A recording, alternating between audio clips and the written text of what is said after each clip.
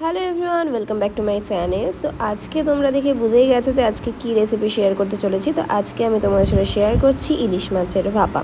তো সবার ফার্স্টে আমি এখানে মাছ নিয়ে নিয়েছি অ্যান্ড এখানে নিয়েছি সর্ষা, মগজ আর হলো তিল।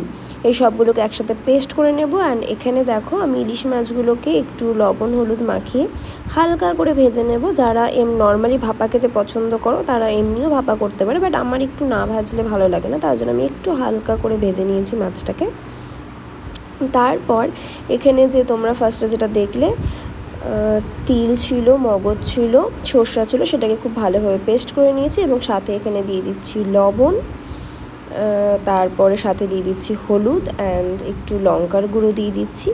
লঙ্কার গুঁড়ো দিয়ে পেস্টটাকে খুব ভালোভাবে ফেটিয়ে নিয়ে এখানে আমরা এই যে ইলিশ মাছগুলো দেখতে পাচ্ছ এই ইলিশ মাছগুলোর ওপর সুন্দরভাবে দিয়ে দেবো এবং সাথে আমি নিয়ে নিয়েছি দইটাকে খুব ভালোভাবে ফেটিয়ে নেবে। তো দইটাকে আমি খুব ভালোভাবে ফেটিয়ে নিয়ে এই ইলিশ মাছগুলো যে দেখতে পাচ্ছ তার ওপরে সুন্দরভাবে আমি দিয়ে দেব ওপর দিয়ে। তো আজকে তোমাদের সাথে যেই রেসিপিটা শেয়ার করতে চলেছি সেটা হলো কলা পাতায় ইলিশ মাছের ভাপা। তো কলা পাতা আমি এখানে একটা গোটা কলা পাতার ওপরে সবগুলো মাছকে একসাথে ভাপা করেছি।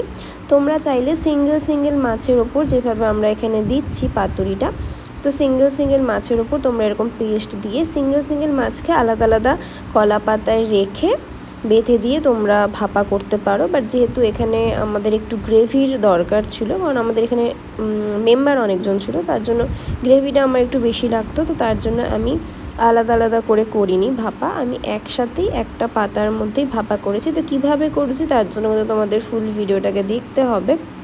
তো এখানে পেস্টটা দিয়ে দেওয়ার পর আমি ওপর দিয়ে সামান্য পরিমাণ দই দিয়ে দিচ্ছি। খুব বেশি দই দেবে না, নাহলে টক হয়ে যাবে, তো আমি সামান্য পরিমাণ দই দিয়ে দিচ্ছি।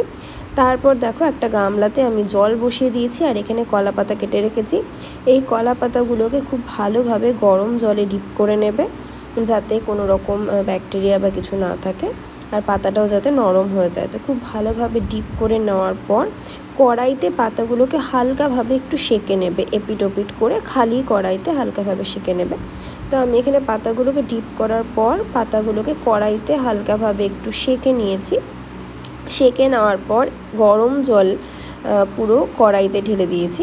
আলাদা করে জল নেবে বা তোমরা এমনি নর্মাল জল দিয়ে দিতে পারো। তো আমি এখানে কড়াইতে হাফ কড়াই জল দিয়ে দিয়েছি। তারপর এখানে দেখো পাতার ওপরে এই যে ইলিশ মাছগুলো দেখতে পাচ্ছ, ইলিশ মাছগুলোকে খুব ভালোভাবে এখানে আমি প্লেস করে দিচ্ছি। আর আমি এখানে বলতে ভুলে গেছি, এখানে কিন্তু আমি তেলও দিয়েছিলাম, তো তোমরা এখানে তেলটাও অবশ্যই দিয়ে দেবে। কাঁচা তেল দিয়ে দিয়েছি আর এরকম ফুটা থালা রয়েছে যাতে বাষ্পটা ওপরে আসতে পারে, তো সেটার উপরে আমি কলা পাতাগুলোকে প্লেস করেছি। সুন্দরভাবে প্লেস করে তার উপরে মাছগুলো দিয়ে ওপর দিয়ে লঙ্কা দিয়ে এবং গ্রেভি দিয়ে দিয়েছি। খুব বেশি গ্রেভি নেবে না, কারণ খুব বেশি গ্রেভি হলে গ্রেভিটা বেরিয়ে যেতে পারে, তো তার জন্য অল্প পরিমাণ গ্রেভি নেবে। তো আমি এখানে দেখো যতটুকু গ্রেভি আছে আমি ওপর দিয়ে দিচ্ছি। ততক্ষণে তো আমাদের কড়াইয়ের জলটাও ফুটে গেছিলো, তো তার উপরে আমি থালাটা বসিয়ে দিয়েছি এবং তারপর কলা পাতা দিয়ে খুব ভালোভাবে মাছগুলোকে ঢেকে দিয়েছি।